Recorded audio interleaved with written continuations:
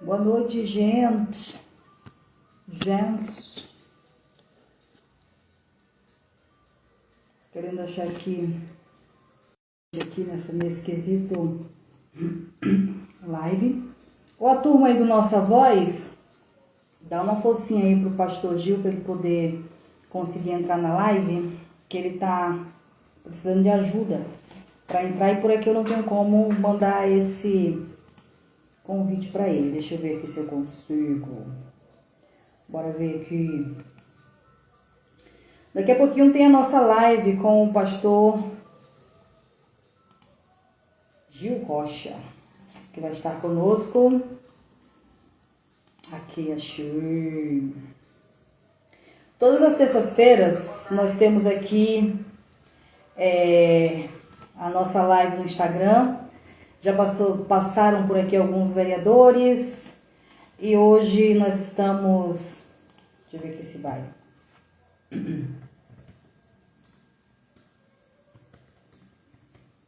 Bora ver. Toda terça-feira a gente passa por aqui trazendo informações, novidades, entrevistas, bate-papo, curiosidades, mas acima de tudo fazendo com que seja de uma forma mais leve, de uma forma mais, sabe, sala de casa mesmo. Apesar de ser uma live sala de imprensa, a gente tenta fazer com que seja de uma forma mais... Amém. Deixa eu ver aqui, pastor. Pastor, eu vou mandar para o senhor um convite. Agora, que aí vai dar certo. Bora ver. Já conosco aqui na live, pastor Gil Rocha. Ele que é paraense. Vamos saber se ele gosta ainda do açaí, se está mais apaixonado do que nunca, porque é uma das paixões que veio do Pará, o açaí para nós outros. E a cultura paraense ela é muito forte aqui pelo estado de Roraima também, esse estado que é formado por muitos paraenses, muitos nordestinos, mas muitos paraenses também. Bora ver aqui se ele consegue. Deixa eu ver aqui. Não.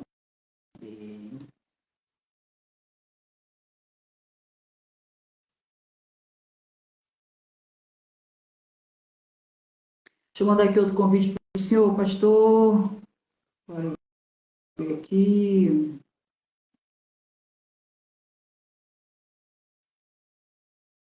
Vamos tentar aqui fazer essa live.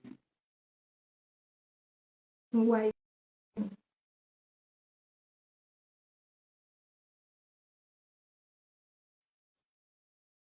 Vamos ver aqui.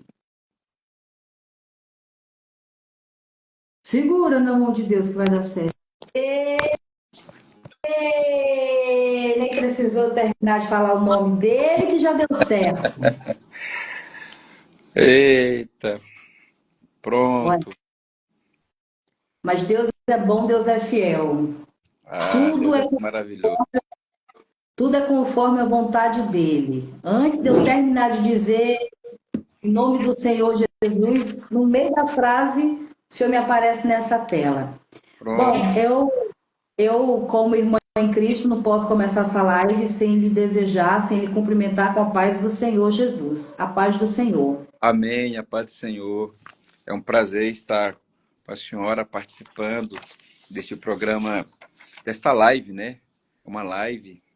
E eu espero que eu dê conta aí de responder alguma coisa e de participar e que seja agradável.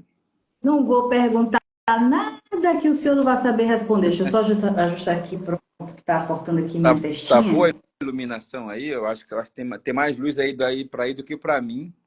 Não sei se a minha iluminação aqui. Eu estou na sala da minha casa aqui mesmo, estou lhe atendendo daqui.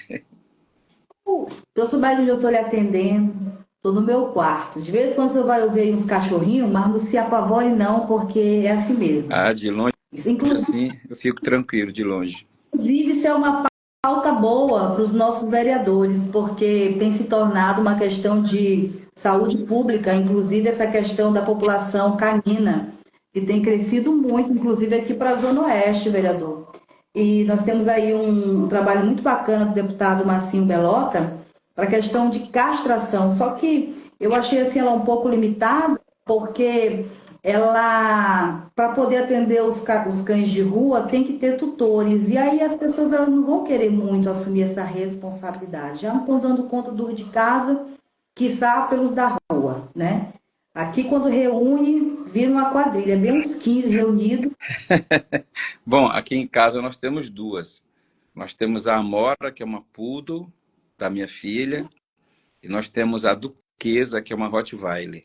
Eu tenho uma Amora, só que a bichinha vira lata mesmo. É uma mistura, ela é um tiquinho de cada, é a tiquinha. E tem o Caramelo, que é o gordinho, que está um pouco enfermo agora. Mas é que nós sempre tivemos pet, mas nunca pôde passar de 2, porque o gasto, o senhor sabe, é muito, né? Muita responsabilidade para É, pegar um animal. exatamente. Então, É muito caro mesmo.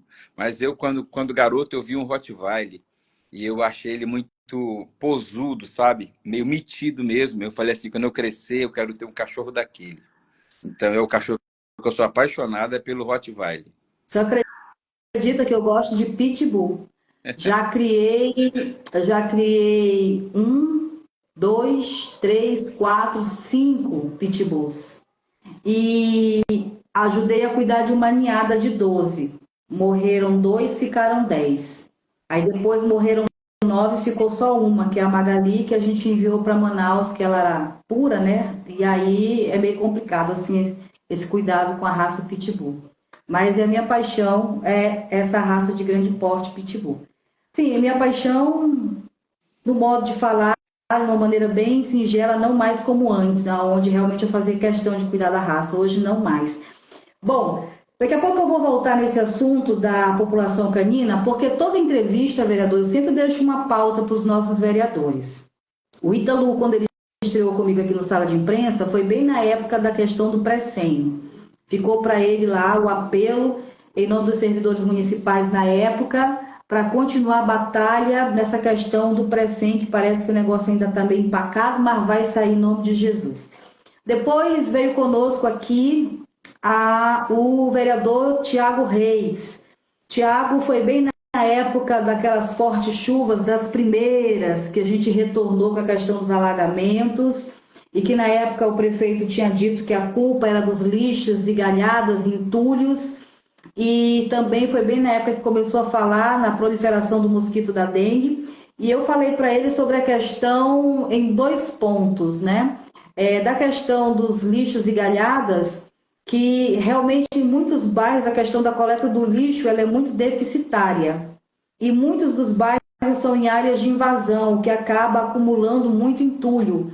Por outro lado, a questão da dengue foi repassado para ele que tinha que haver realmente políticas públicas mais firmes e discutir o tema em audiências, porque a questão do mosquito da dengue é complicado você mandar a população cuidar da sua casa quando nós temos vários terrenos institucionais da prefeitura que servem de criadouro. Eu moro aqui na Zona Oeste, por exemplo, e nós temos várias lagoas com placas da prefeitura tomadas de mato, de restos de animais mortos e que não recebem nenhum tipo de limpeza por parte do município. Foi repassada essa pauta para ele. Depois, nós entrevistamos aqui a Carla Messias, a pastora Carla. E com ela nós passamos a pauta de saúde, que foi uma pauta muito difícil. Eu tenho até que retornar com ela para ver em que pé está isso, que é a questão das crianças portadoras de TEA, né, do transtorno do espectro autista. Portadoras não, né, que tem TEA. Por quê? Nós temos uma fila quilométrica, é uma outra questão de saúde pública, e nós temos poucos profissionais na área de psicologia e psiquiatria. E o primeiro pontapé de todos os pais que têm uma criança com TEA em casa é ter o diagnóstico para tudo. Para matricular, para ter direito a cuidador, para ter direito a um professor que possa auxiliar o professor na sala de aula, quando esse TED no nível 2 ou 1, para tudo na vida, para solicitação de aposentadoria, para continuidade do medicamento, o pai tem que ter nas mãos o laudo. E esse laudo só pode ser emitido pelo psiquiatra ou pelo psicólogo. E aí eu falei para ela que chegou para mim casos de crianças em Caracaraí, por exemplo, em que vieram procurar ajuda no Hospital Santo Antônio e a vaga só tem a perder de vista. A vaga só tem a perder de vista. Conseguimos, no particular, a perder de vista só a partir de junho agora. Depois do dia 15 é que essa fila vai andar no serviço privado. Foi passado essa pauta para ela, para tentar agilizar, parece que ela tem aí alguns projetos voltados para essa área. E hoje eu estou com o senhor aqui, né? E eu gostaria de tocar nesse assunto da comunidade que tem crescido, dessa comunidade canina, porque nós temos um trabalho muito forte a nível estadual, mas eu gostaria de lhe passar essa pauta no âmbito municipal, porque Boa Vista ela tem crescido muito. Nós temos hoje uma zoonose que não tem mais o trabalho de carrocinha, e esses cães de rua realmente eles estão cada vez mais aumentando em números, e a população não sabe como lidar com tudo isso, até porque hoje também tem as leis que são de proteção animal, né? Então é um divisor de águas muito grande e a gente volta a tratar sobre isso depois. Antes de tudo, o senhor é paraense, é? Sou paraense de Marabá, no Pará. Muito bem. Queria que o senhor contasse um pouquinho da sua história. Eu vi aqui pelo seu perfil, o texto se refere à sua mãe como irmã. O senhor é cristão de berço? Não, eu não sou cristão de berço, Mariana, mas eu, assim, houve um episódio na vida da minha família que papai foi embora de casa, eu tinha 11 anos. Nós somos três irmãos. Eu tenho um irmão mais velho que eu sou o do meio e tenho uma irmã mais nova que eu. E quando o papai foi embora de casa, abandonando a família, eu tinha apenas 11 anos. Isso para mim foi muito traumático e, por vezes, eu penso que já resolvi isso comigo e, às vezes, eu entendo que isso ainda me dói. E porque o meu sonho era cuidar dos meus pais na velhice. E aí, então, um ano depois que papai foi embora de casa, uns cristãos que moravam na rua que nós também habitávamos, nos convidou para ir à igreja. E fomos à igreja, e ali a minha irmã, como a gente diz, aceitou a Jesus, teve uma experiência com Cristo, e eu fui logo em seguida, e depois toda a família. Então, desde os meus 12 anos, eu sou cristão, mas quando eu tinha 19 para 20 anos, eu tentei deixar a igreja, mas não consegui, não. Eu descobri que eu não tinha vocação para ser desviado. Eu já morava aqui, eu vim para Boa Vista em 94. Eu tinha 19 anos, vim trabalhar numa drogaria e passei 10 meses aqui trabalhando das 7 da manhã às 9 da noite, porque a drogaria aqui é bem puxado, o modelo de trabalho aqui. E então, quando eu não tinha tempo para ir à igreja, um jovem de 19 anos, desde os 12 na igreja, e então fui tendo amizades, e depois que fechava a drogaria, a gente começava a ir para um barzinho, jogar uma sinuca, e cada um pedia uma cerveja, e eu pedia Fanta laranja. Eu não tinha coragem de pedir cerveja. Naquela época, em 94, até um dia que eles me chamaram para ir num lugar chamado Fofocos, alguma coisa assim, fofoca. O senhor andou pela Fofocas? Eu tentei, eu fui até na porta, quando me chamaram, eu fiquei até lá, fui bem próximo, mas quando eu vi como que era, eu nunca entrei numa casa de show, de boate, de nada. Então, eu nunca tinha entrado. Então, fiquei muito assustado e disse a eles, vão andando que já já eu chego.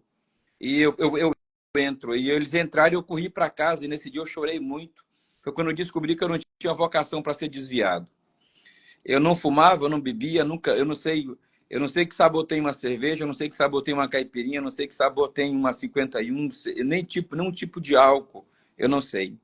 Eu tenho 50, eu faço 50 anos agora esse mês de junho. Eu faço 50 anos.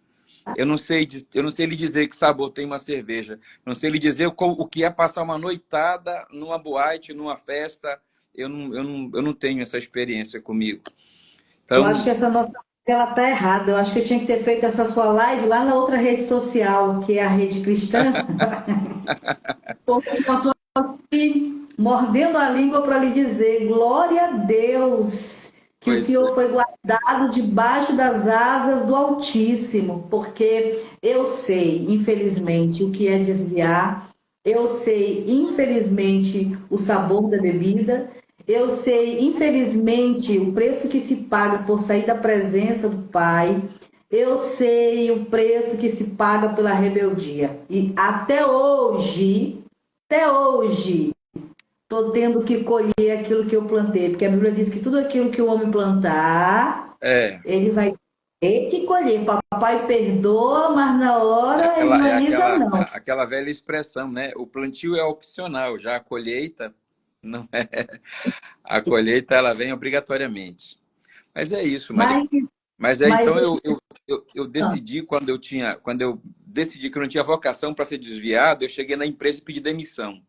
Eu disse que eu ia embora porque eu queria me casar com uma mulher paraense, que gostasse de açaí como eu, que gostasse de farinha da água, farinha de puba e assim por diante. Então, eu fui embora, mas demorei para achar a mulher. Passei mais 3 anos, me casei, achei em 97, finalzinho de 97, me casei em 98 e vim embora para Roraima, porque minha mãe já morava aqui e eu queria muito ficar perto da minha mãe, porque eu sei o sacrifício que ela fez para nos criar.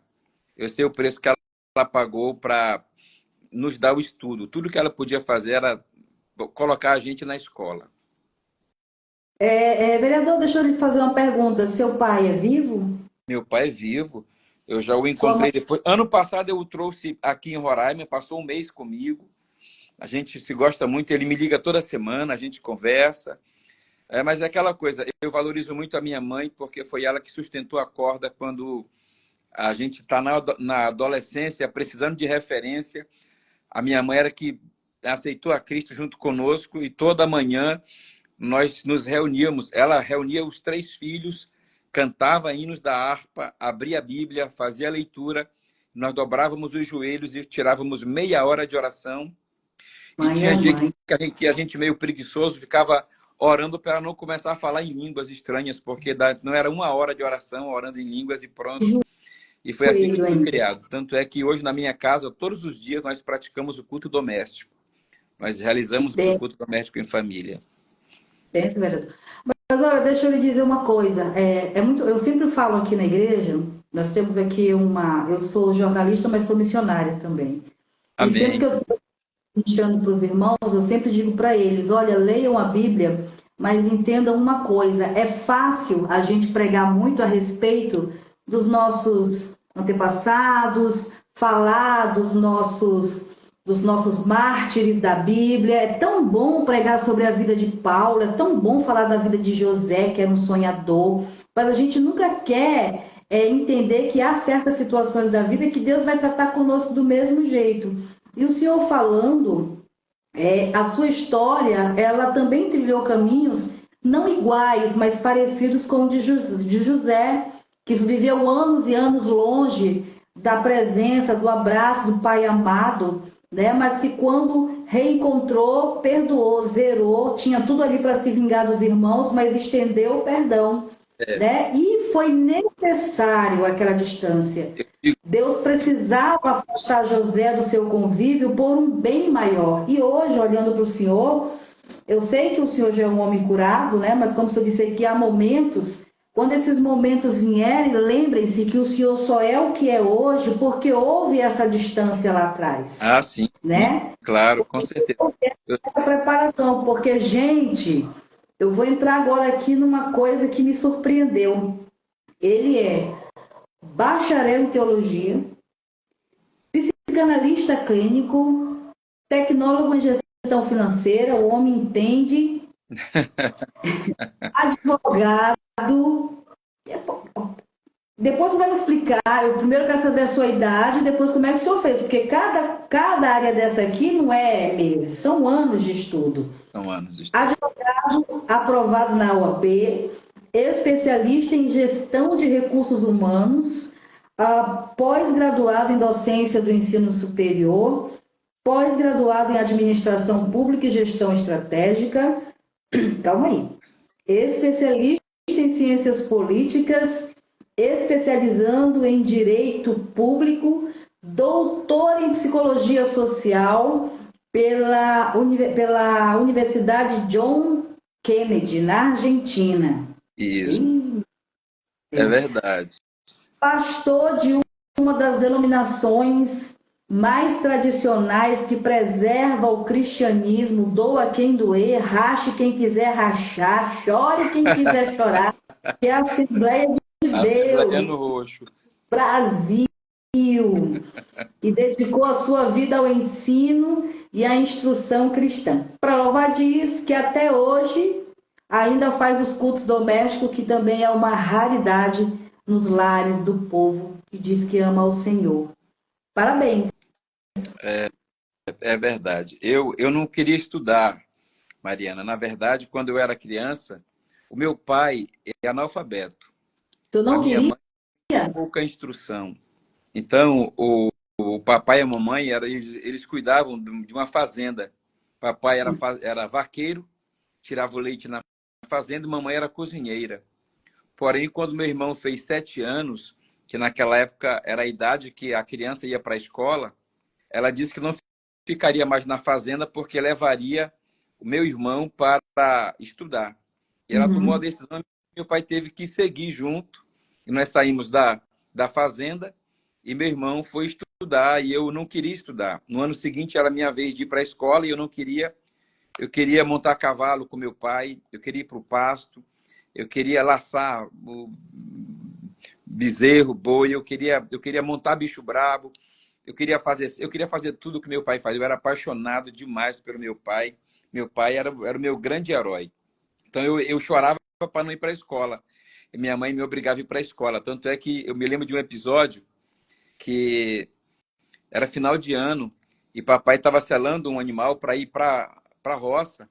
E eu disse, papai, deixa eu ir com o senhor. Ele disse, não, só depois que você souber na escola se você passou. E eu saí correndo, mas correndo muito, com medo de ele selar o animal e ir embora e me deixar.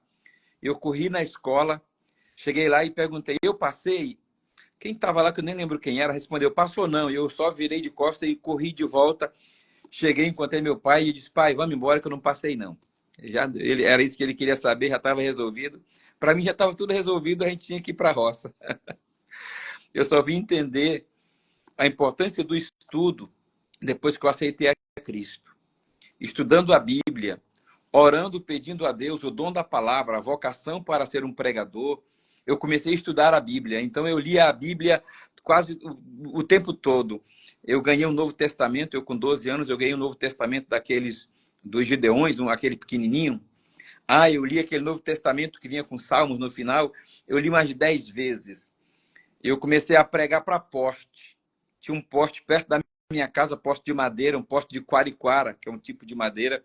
No interior se coloca esse tipo de poste nas ruas. Eu pregava para esse poste, mas eu pregava muito, até que uma pessoa mangou de mim, eu saía meio acanhado e fui para casa.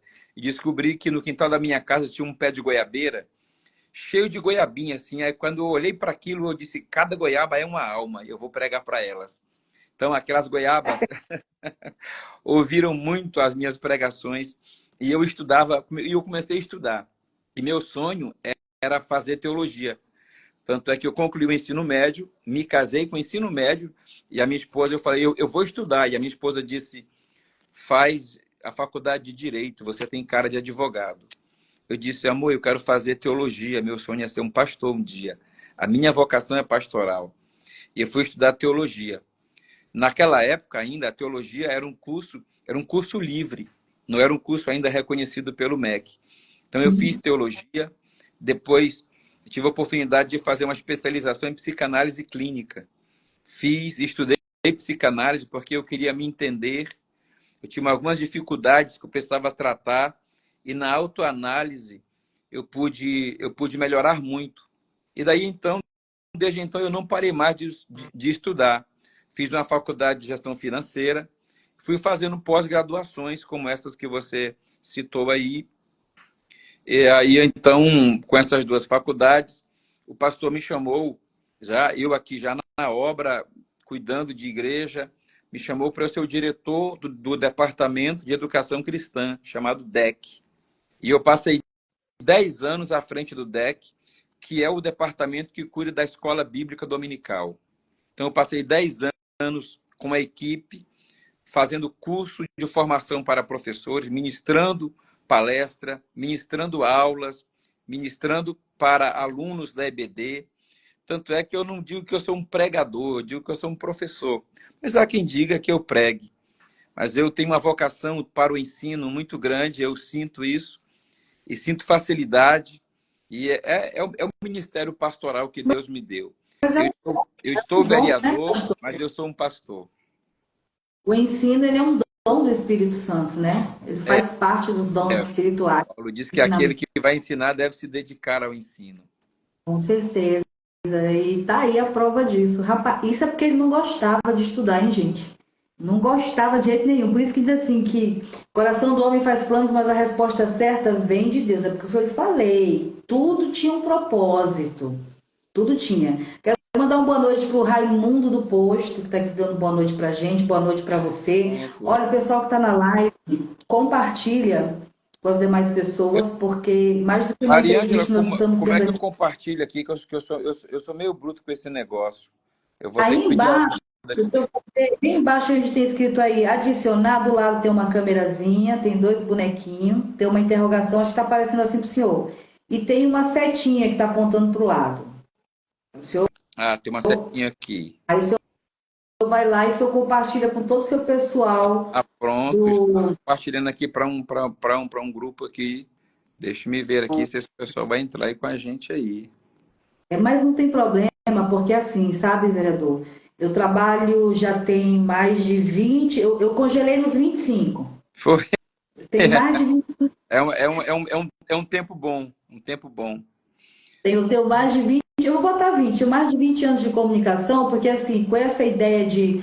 Eu teve época de reportagem, de início de carreira, mas assim, à frente, linha de frente, conversando, entrevistando, eu coloco 20 anos. E uma coisa que eu não me preocupo é com quantidade. Eu amo a qualidade da conversa. Depois as pessoas vão entrando, depois as pessoas vão assistindo, e o bacana é que quem começa vai ficando e assiste até o final. Uma Pronto. vez eu fiz uma live e deu só 2 pessoas. E até hoje eu não entendi aquilo, porque foi a live que mais teve repercussão. É porque quando eles vão compartilhando, não conta a visualização. Você vai compartilhando, ele vai tipo fragmentando, né? É diferente de quando estão aqui ao vivo assistindo. Mas aí tem a questão de ficar 1 minuto e tanto. Mas eu não me importo muito com isso, porque eu gosto mesmo é do que eu vou levar dessas entrevistas para comigo.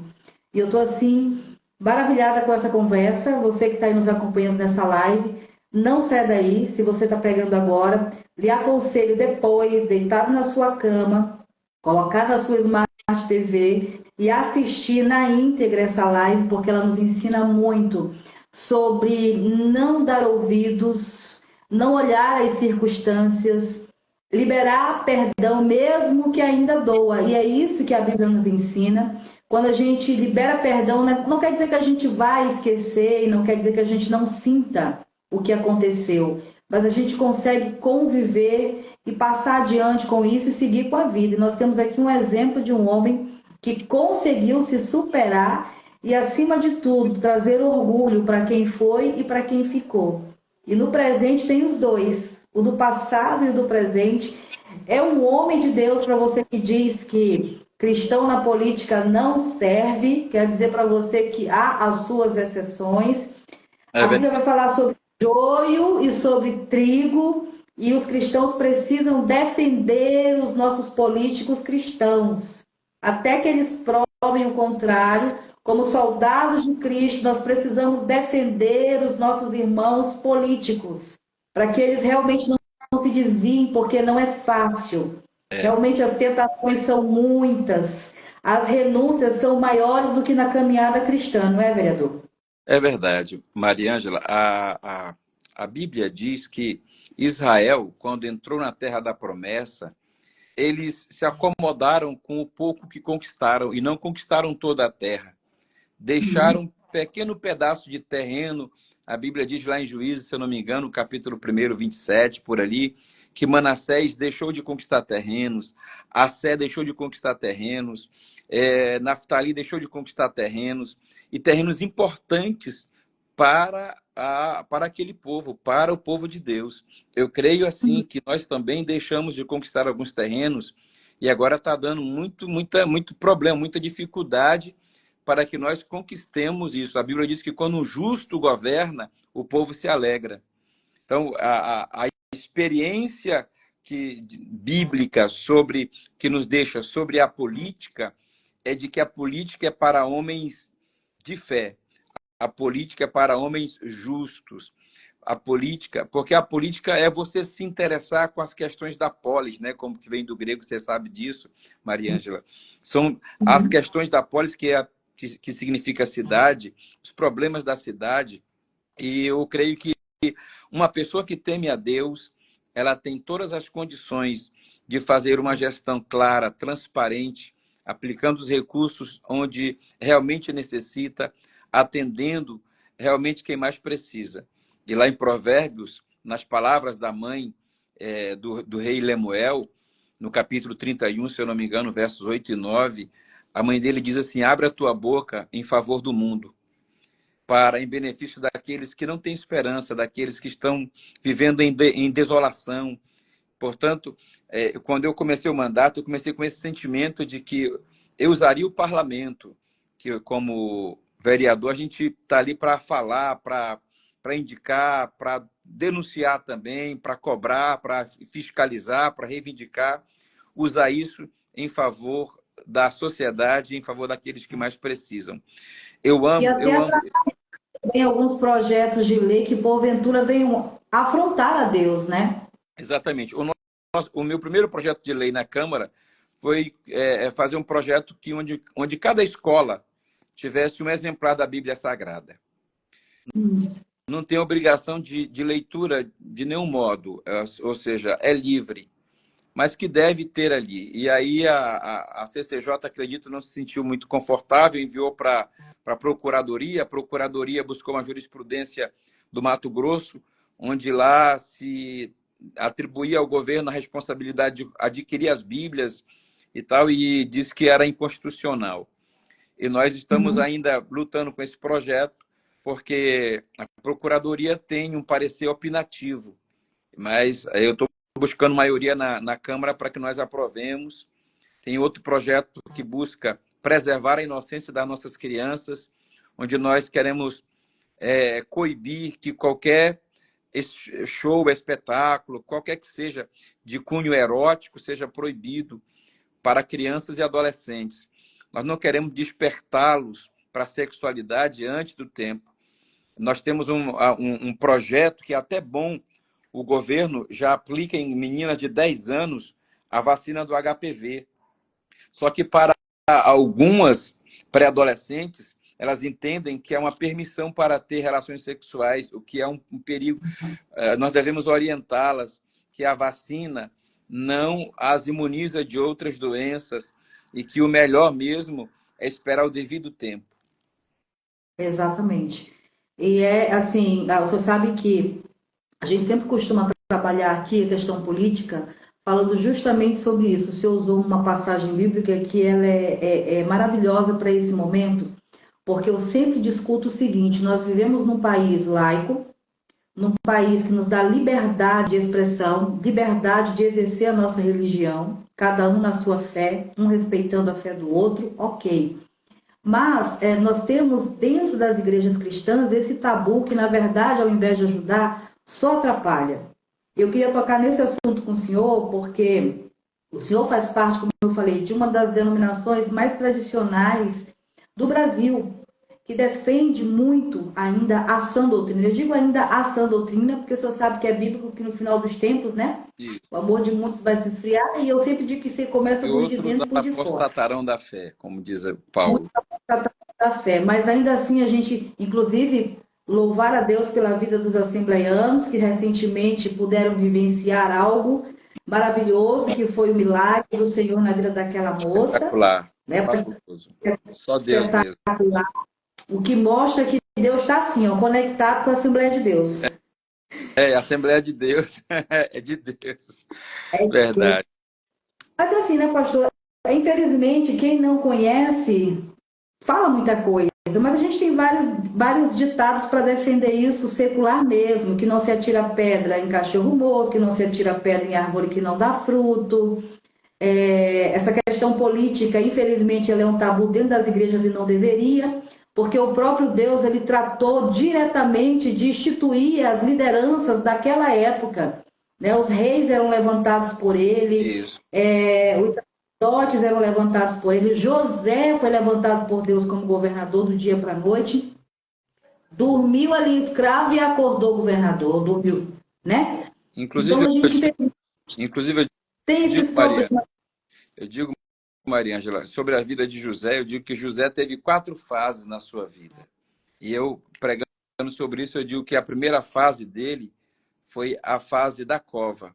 Quando ele contou os sonhos que ele tinha para o seu pai e seus irmãos, diz a Bíblia que um dia os irmãos o viram vindo até eles estavam no campo, e eles disseram, vamos matá-lo. E alguém mais sensato disse, não, não vamos matá-lo. Tiraram as vestes dele e o lançaram na cova. E aí isso tem que ver o que conosco? É que a fase da cova é aquele período em que os próprios irmãos é que tentam puxar o seu tapete. Os próprios irmãos tentam impedir os sonhos de Deus na sua vida. E aí isso também está dentro das igrejas nesse sentido político. Ah, não, esse daí não vai, não serve, vai se corromper, eu não quero perder o pastor, chega lá, ele vai se contaminar e tal.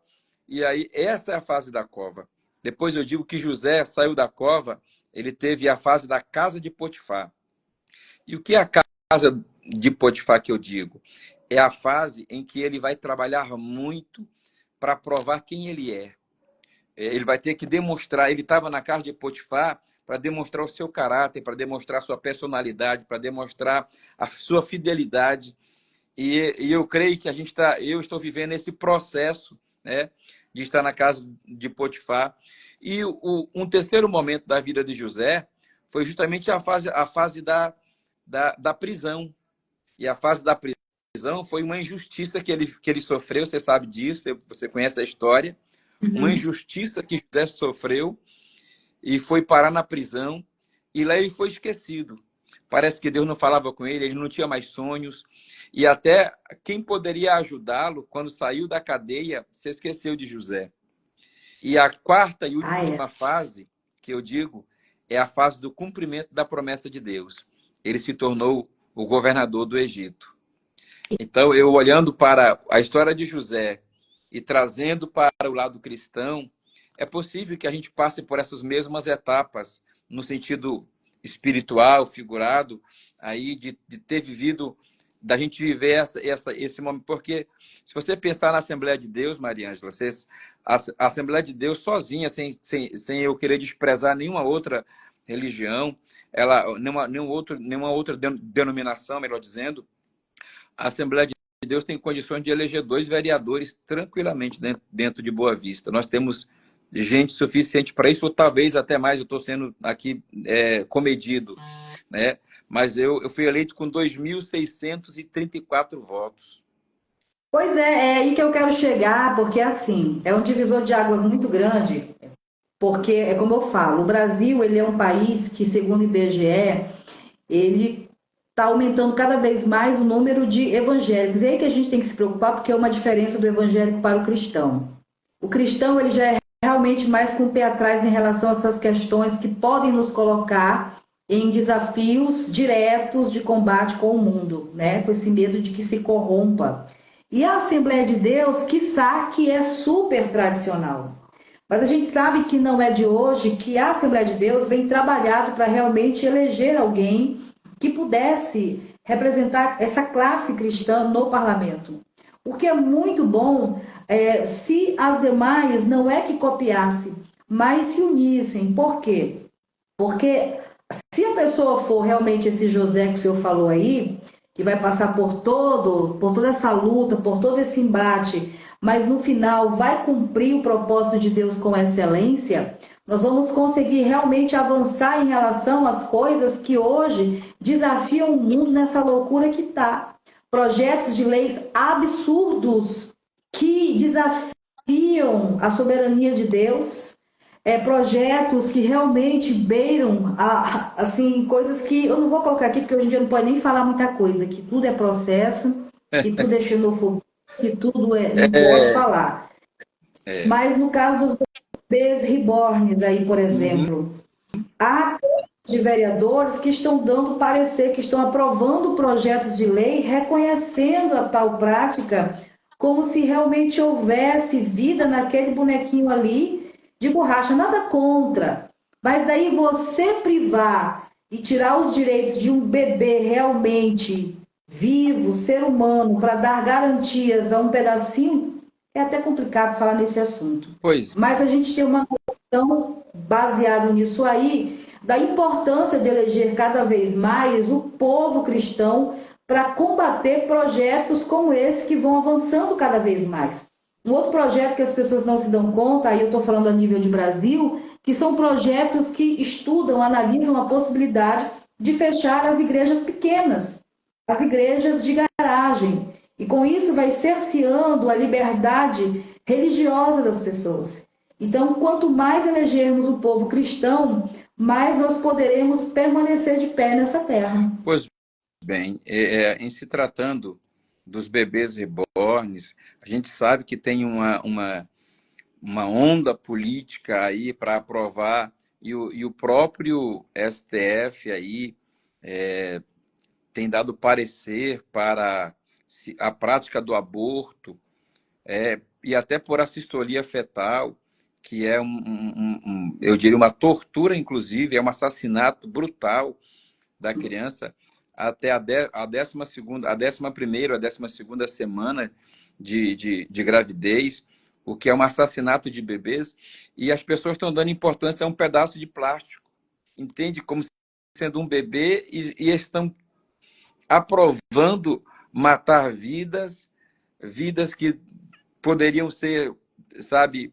grandes profissionais, grandes pais de família, grandes políticos, grandes professores, grandes doutores. Nós estamos tolhindo com projetos, eu vou chamar aqui malignos, sabe, que não tem nada a ver com Deus, com a família. Toda vez que Deus quis mudar uma realidade no mundo, ele usou uma família. É assim. Por isso, eu também agora, claro, eu sou cristão, eu vejo a fúria de Satanás sobre a família, contra a família, para acabar com os valores familiares, para acabar com o plano e o projeto de Deus para as famílias. Até Jesus, quando foi vir ao mundo, foi através de uma família. Então, Deus tem um compromisso com a família. Isso é muito importante para nós. E por falar em família, essa é uma das suas bandeiras de ordem, bandeiras e compromissos que o vereador pastor Gil Rocha tem, gente. Olha, defesa da família é a primeira de todas e da família tradicional. Deu para vocês entenderem, né?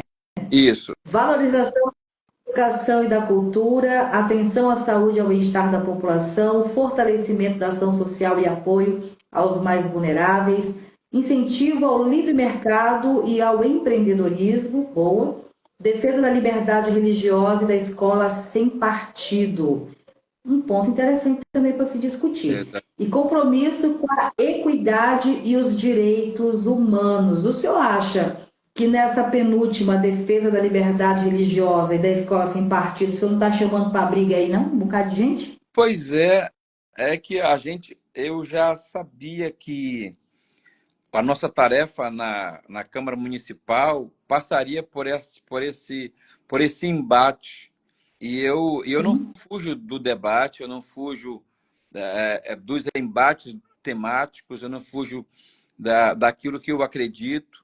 Então, eu estou ali para defender uma bandeira daquilo que eu acredito, daquilo que a minha comunidade evangélica, eu digo assim, como um todo, que me elegeu, inclusive católicos. Eu tive uma senhora, ao menos essa, teve a coragem de me passar a mensagem, de me ligar e dizer assim: olha, eu sou católica, mas eu voltei no senhor. E eu disse: me passa o seu endereço que eu quero ir na sua casa. Porque que um evangélico diga: eu votei no senhor, eu votei em ti. Oh, ótimo, eu agradeço, muito obrigado. Mas um católico me ligar para dizer assim: olha, eu não sou evangélica, eu sou católica, mas votei na sua pessoa, eu fui na casa dela. Eu fui na casa dela. E o nome dela é fácil de lembrar, que é o mesmo nome do meu pastor, Isamar. Eu fui na casa da dona Isamar e tomei um cafezinho com ela e agradeci de coração o voto que ela deu a mim. Então, nós representamos aí não somente cristãos evangélicos, mas cristãos, né, de todas as e mais as variadas denominações e credos e por aí vai. Nós estamos ali para defender essas bandeiras e a gente sabe que vai ter momento que esse embate vai ser inevitável. Inevitável. É. Muito bem. Bom, 19 indicações, 6 projetos de lei. Queria que o senhor citasse aí o projeto que, na sua concepção, é o mais importante, que o senhor conta que ele seja aprovado, sancionado. Olha, o projeto de proteção da inocência das nossas crianças, eu acho que ele é muito importante.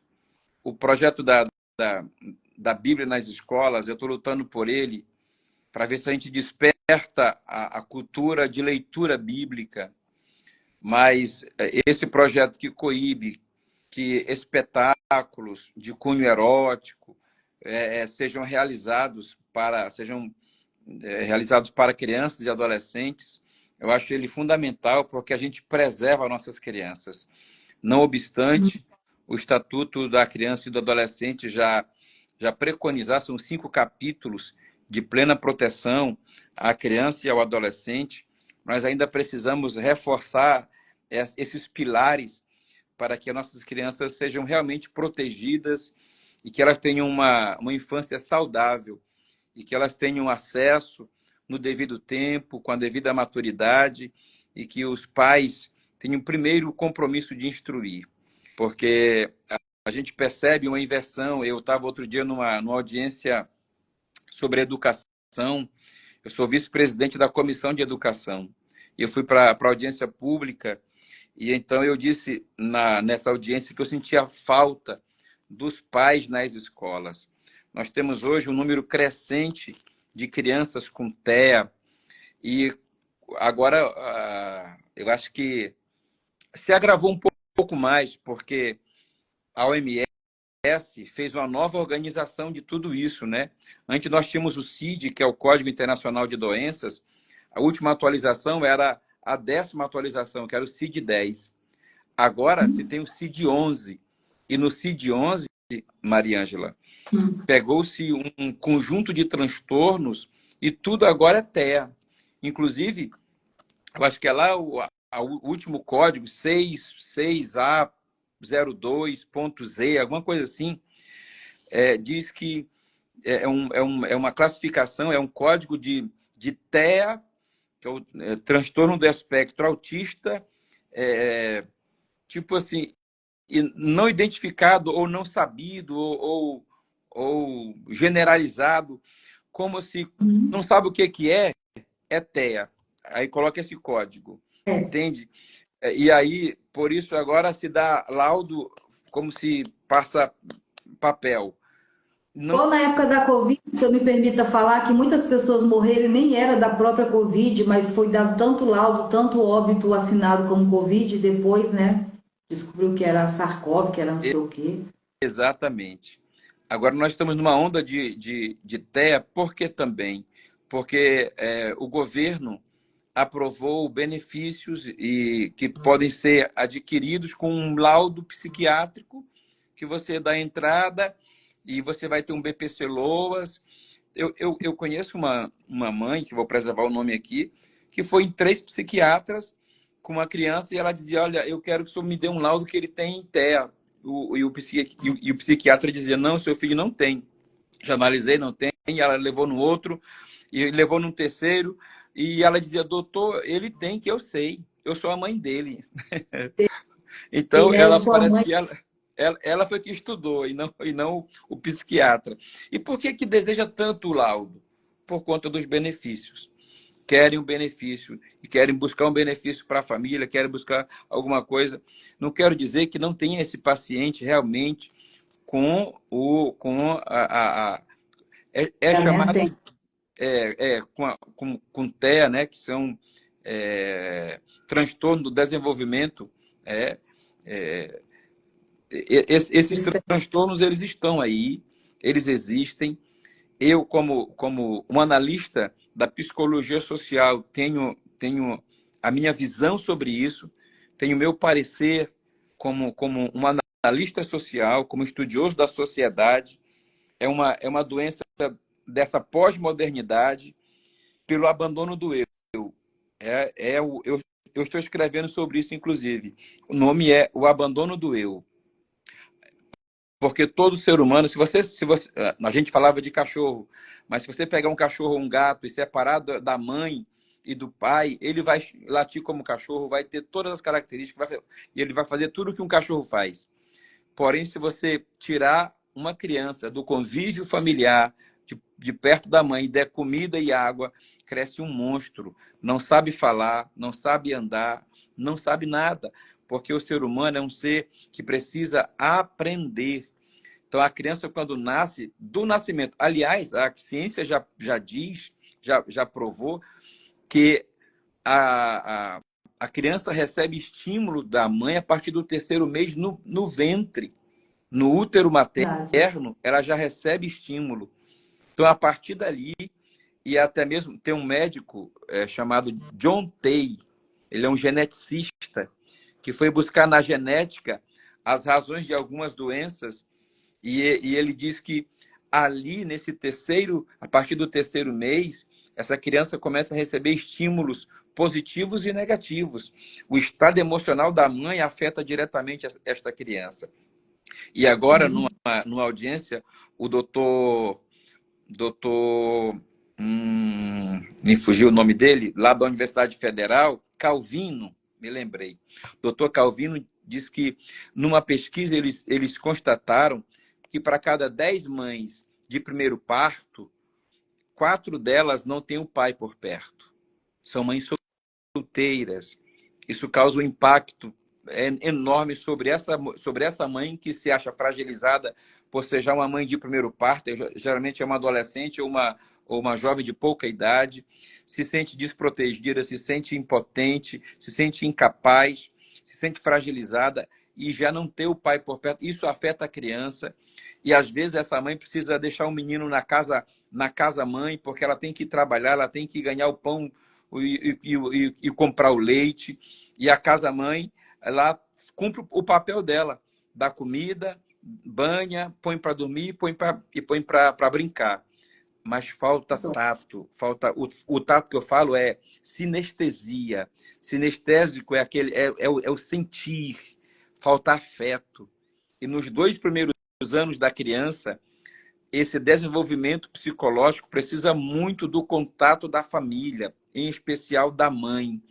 Essa lacuna que está ficando aí por conta desse afã pelo mercado de trabalho e tudo mais. Eu não sou contra a mulher se inserir no mercado de trabalho, mas a maternidade é um presente de Deus que a mulher deve olhar para isso como um dom precioso e cuidar, primeiro, sua família. E é importante que as mulheres cuidem dos seus filhos, que os pais cuidem dos seus filhos. Eu quero colocar aqui o homem e a mulher, os pais, cuidem dos seus filhos, porque a saúde mental deles está exatamente nos primeiros anos de vida que eles têm com os pais. Como está a importância de alimentar, né? O físico, o espiritual, o mental é muito importante também. Alimentar com coisas boas, com sentimentos bons.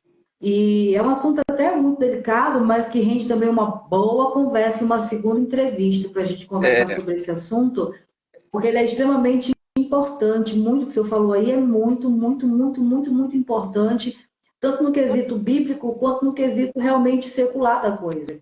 Essa situação da Terra, existem realmente casos comprovados com laudo reais, mas existem muitas coisas em que os próprios pais já começam a absorver, a criança ainda nem desenvolveu, já começam a diagnosticar ainda quando recém-nascido, de que já tem um transtorno, né? Então, assim, e aceitam isso com uma clareza muito grande, né? Com esses laudos.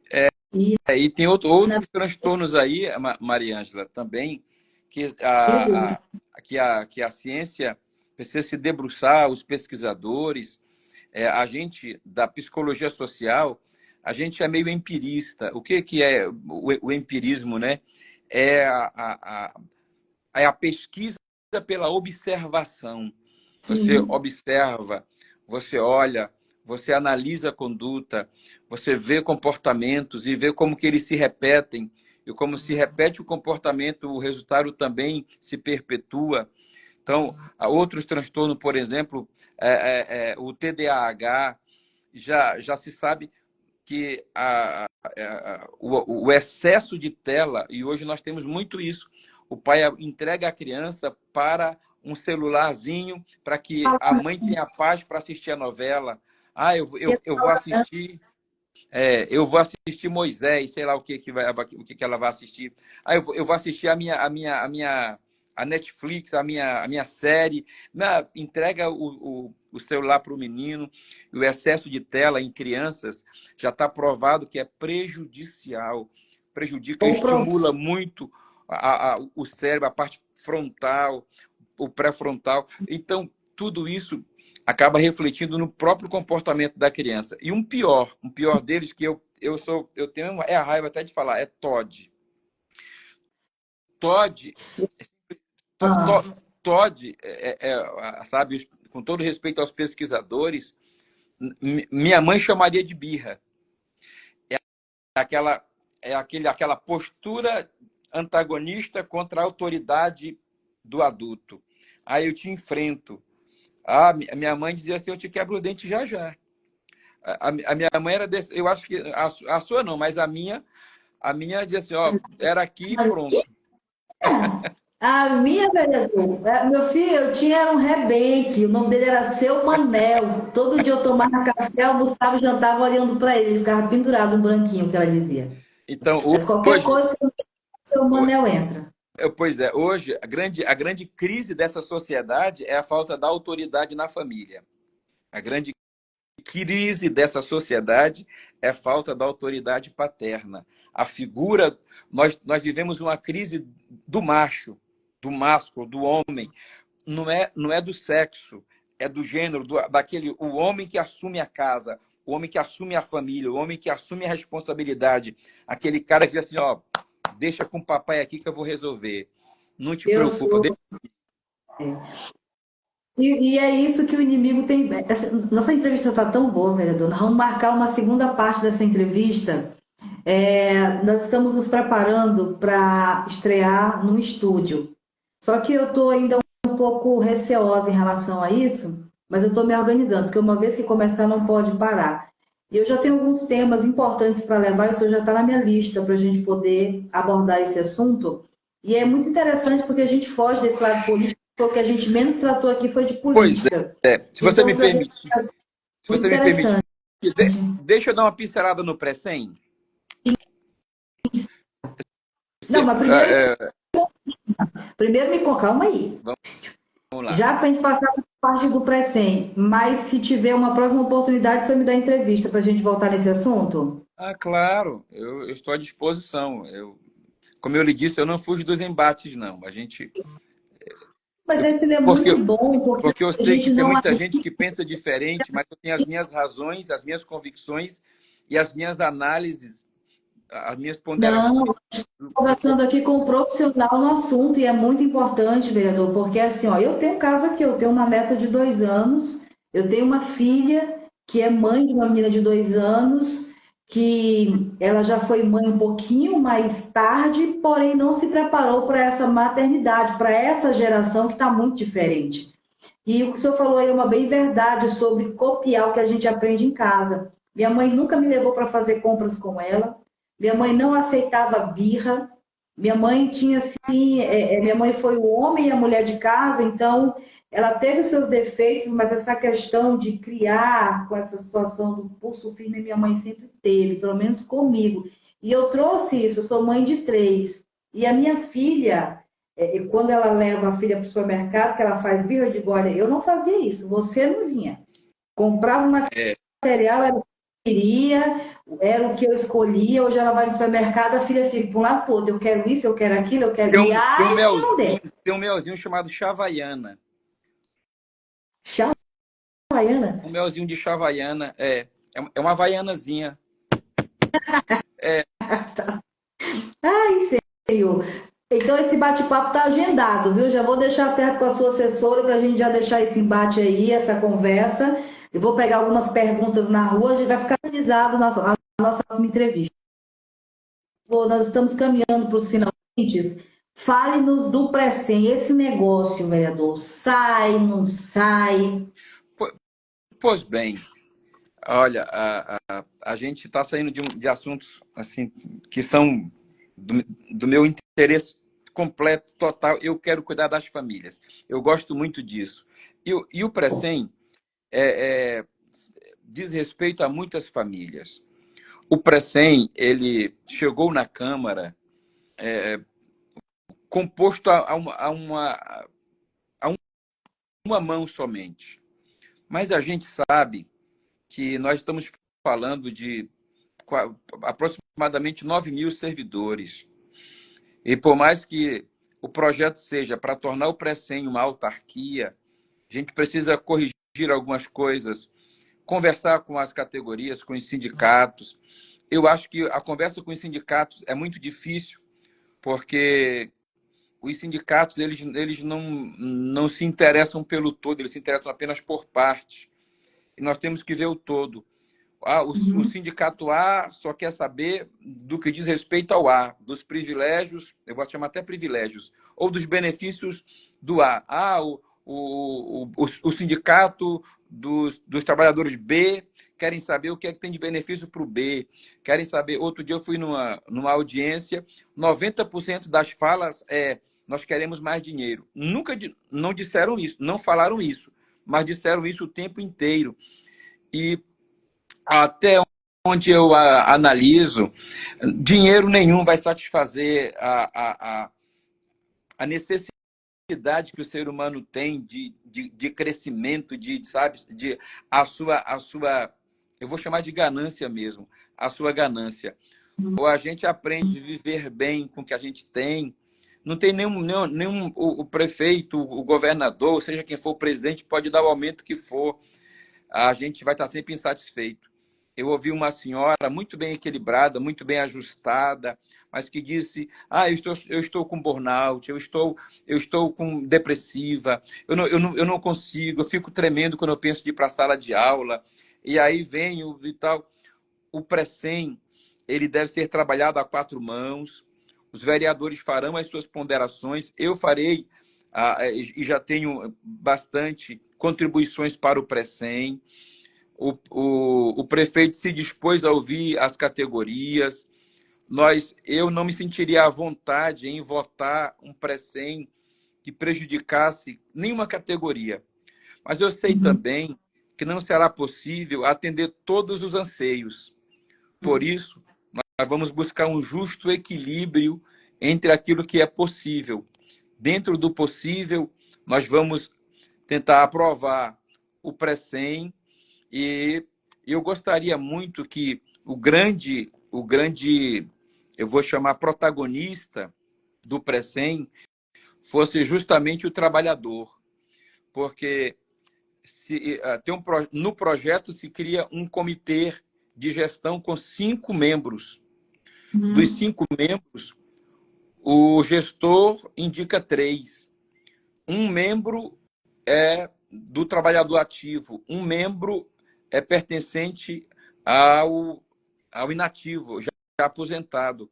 Ora, se a gestão for apresentar 3 de 5, ela vai ter sempre maioria nas votações.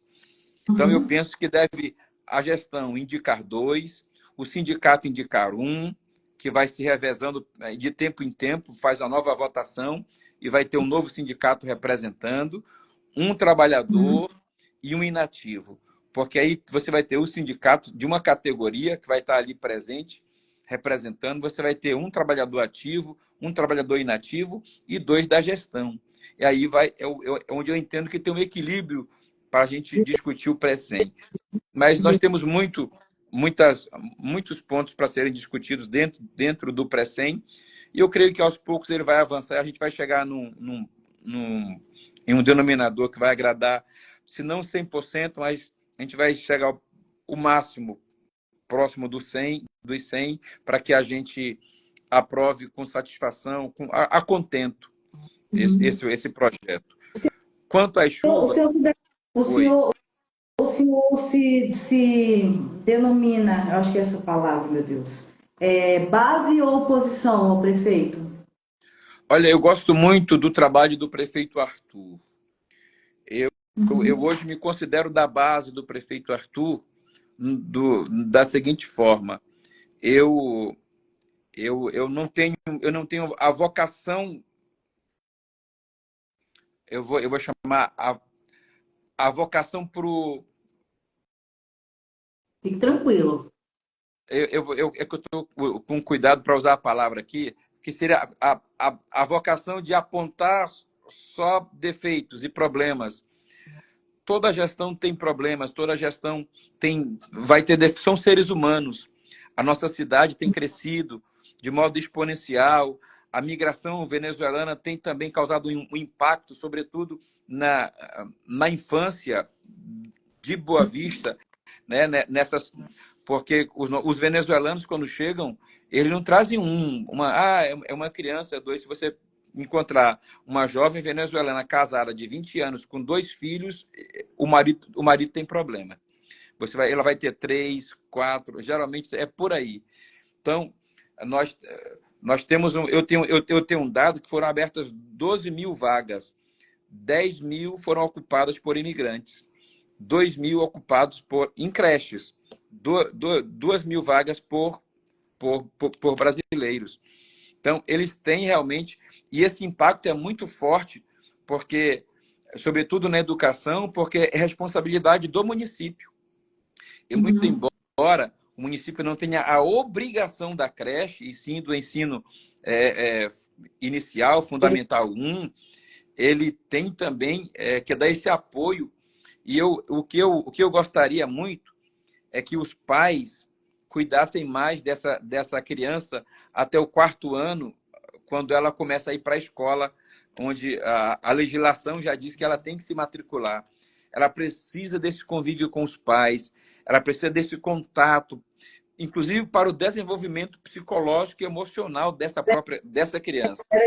Era isso que eu ia lhe ajudar aí agora, né? Não é como político que o senhor está falando, você já está falando com olhar psicólogo mesmo, de como psicólogo, como profissional da área. Que realmente a criança Como precisa psicanalista, como manter os doutor em psicologia laços social. Exatamente. psicanalista. Muito bem. Vereador, olha, nós vamos realmente agendar uma nova conversa, porque, ó, gostei, hein? Olha, Ó, sobre as chuvas, deixa eu dar uma pinceladinha. Eu acho que foi o Thiago que falou sobre as chuvas. foi. Todos nós, a gente sabe que todo ano a gente passa por um inverno, mais rigoroso ou menos rigoroso.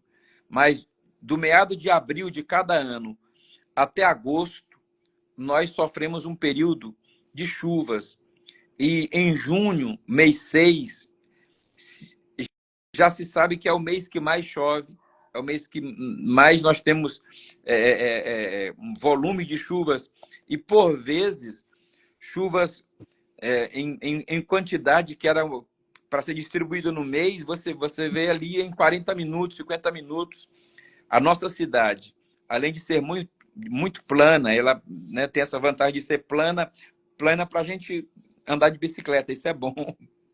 Isso é bom, tem muito ciclistas aí andando de bike. Mas, por outro lado, nós temos o acúmulo de muita água. Então, eu creio que esse acúmulo de água em ruas e essa reclamação dos moradores, ela é legítima, mas eu não creio que a gente vai resolver nesses próximos 4 anos.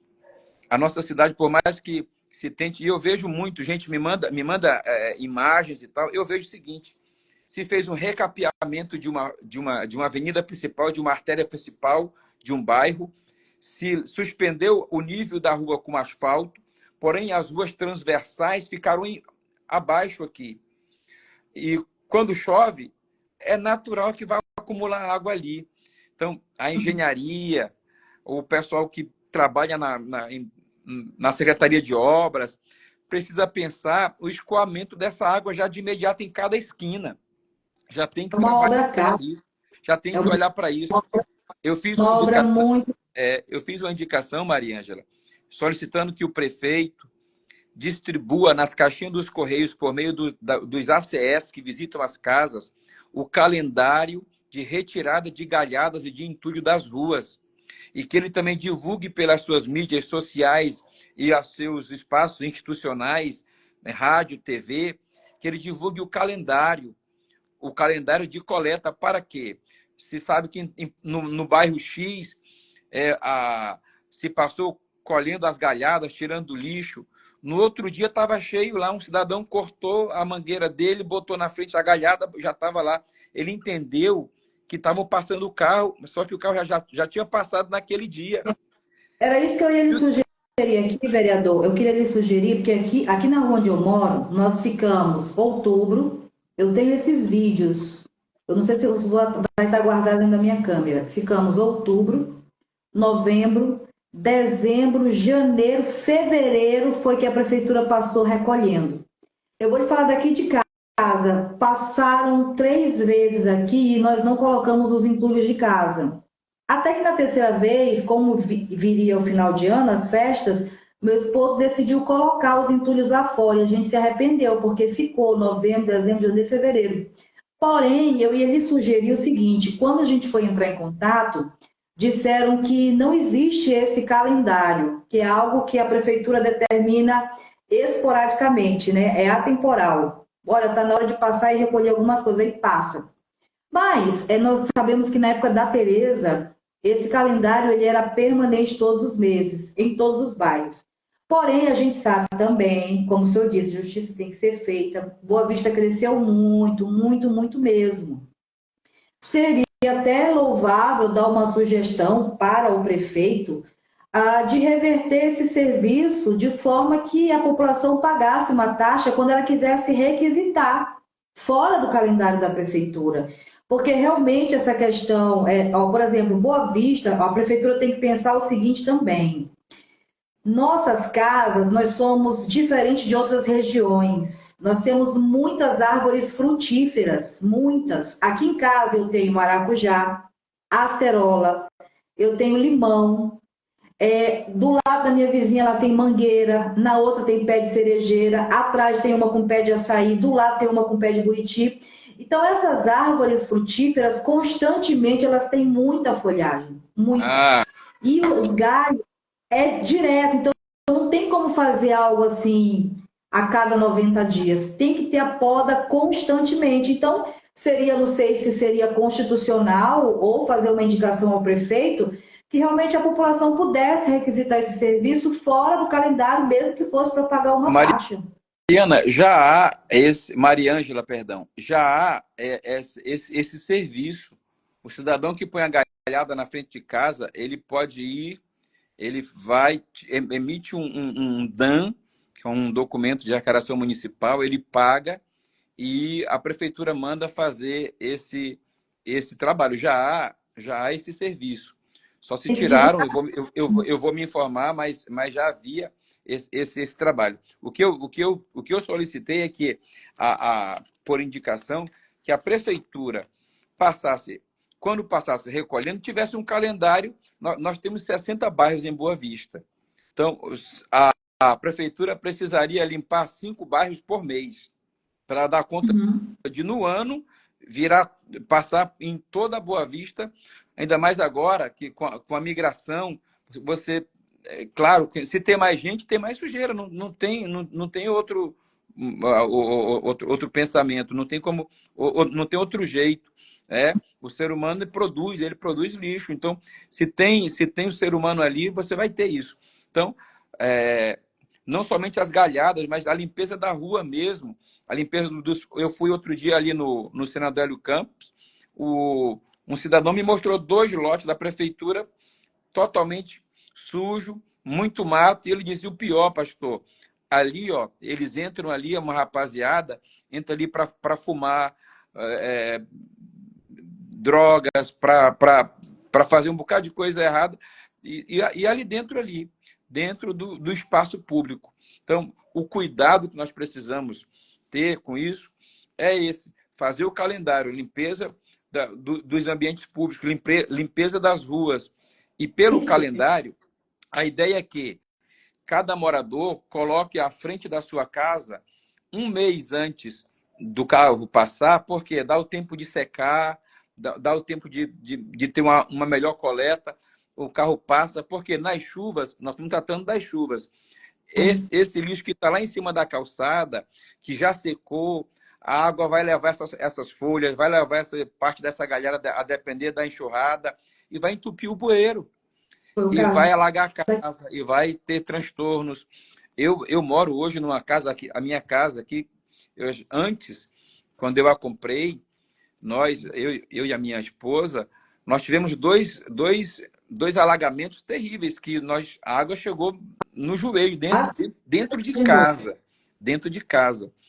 Porque era muito baixo. E nós, então, levantamos uma casa, construímos atrás, levantando, entendendo que o terreno é baixo e muitas vezes os bueiros são entupidos por lixo que os próprios moradores, né? Não vou dizer que haja uma maldade, mas há uma displicência também, né? Não há uma preocupação, eu vou cuidar da minha rua, eu vou cuidar do meu bairro, eu vou cuidar do bueiro que está perto da minha casa. Se cada um pensasse assim, já era uma grande ajuda. Deixa eu lhe dizer, uma outra ideia também, eu conheci em Goiânia, eles fazem lá o catatreco. Eles passam, uma vez por mês que eles passam nos bairros. Eu vi que aqui tem também a coleta seletiva, só que lá não é coleta seletiva, é o catatreco. Se você tem sofá, geladeira, pneu, televisão, as pessoas deixam tudo na rua. Quem quer coletar, coleta para levar. Quem não vai levar, o catatreco passa na madrugada e leva tudo. Olha, leva tudo. Entendeu? É muito interessante lá. Inclusive, quando eu mobiliei a casa todinha com catatreco. Pronto. É uma excelente ideia também. Eu conversando com o Sandro Barboto, o secretário do Meio Ambiente, eles têm um pensamento de que essas galhadas elas sejam já trituradas no ato do recolhimento por uma máquina, seja já levada, já triturada para um ambiente onde ela vai passar por uma tipo de compostagem, de uma adubação, de uma fermentação que passa ali, para que seja disponibilizado adubo para os chacareiros, para aqueles que plantam hortaliças, isso de modo lá pelo Horton, por ali.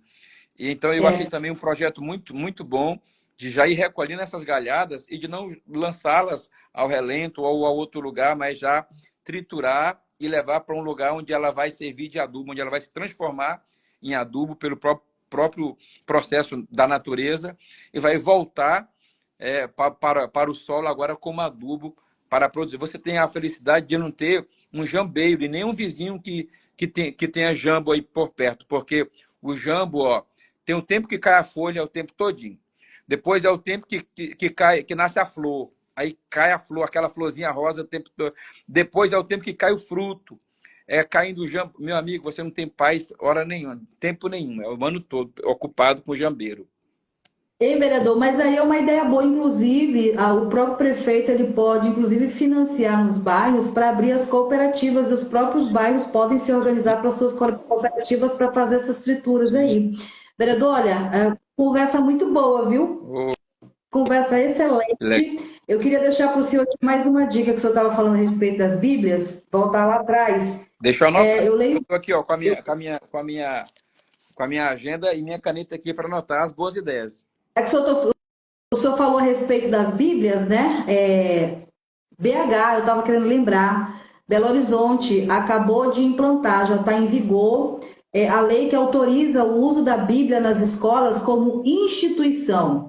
O que faz a diferença nas leis são as palavras, ela não obriga, ela autoriza quem quer fazer uso da Bíblia de usar. As pessoas se levantam contrárias, dizendo que mas o Brasil é um país laico, você está impondo. Não, a lei aqui ela não está impondo, ela está dizendo que ela está permitindo quem quer aplicar a Bíblia. Ou seja, há uma discussão e há um consenso. Se a maioria quer aplicar a Bíblia nas instituições, então essa maioria ela é amparada por lei para aplicar a Bíblia. Se a maioria disser que não, então não.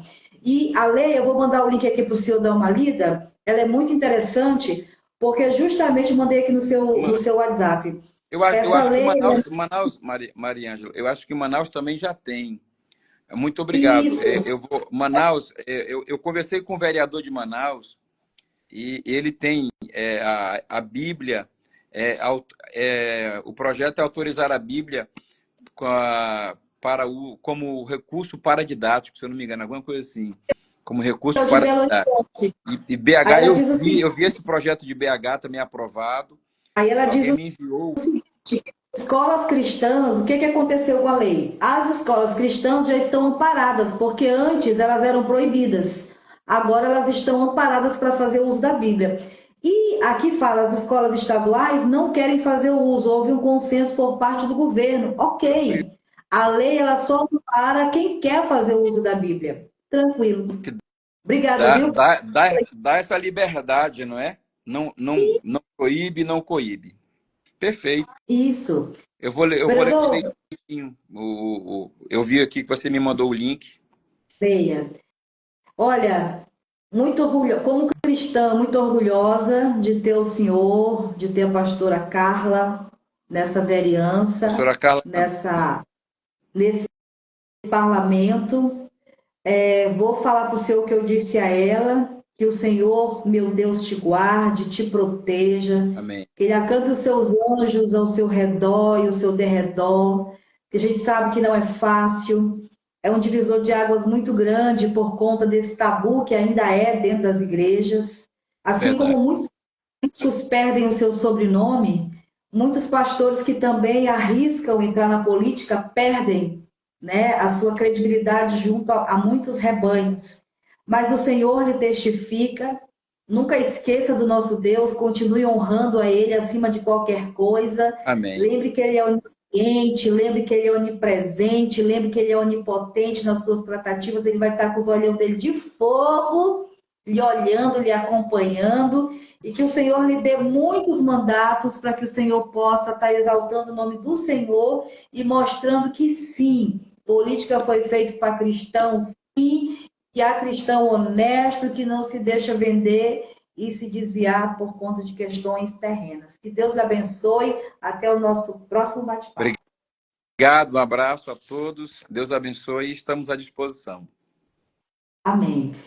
Bom, e você que está acompanhando essa live, faz o que eu te pedi. Assiste desde o comecinho que ela está excelente. Quero pedir também para vocês que sigam aqui esse Instagram. Amanhã nós vamos colocar um trecho dessa fala lá no nosso portal de notícias, cidadeemfoco.rr.com.br, onde nós temos uma aba chamada No Foco. Vai estar lá uma foto do vereador e um trechinho da fala dele aqui sobre um dos tópicos da nossa entrevista, para ele poder estrear também lá no nosso portal. A vocês fiquem com Deus, porque com Ele nós vamos, e até o nosso próximo encontro na terça-feira que vem, em mais uma sala de imprensa no Cidade em Foco. Tchau, tchau.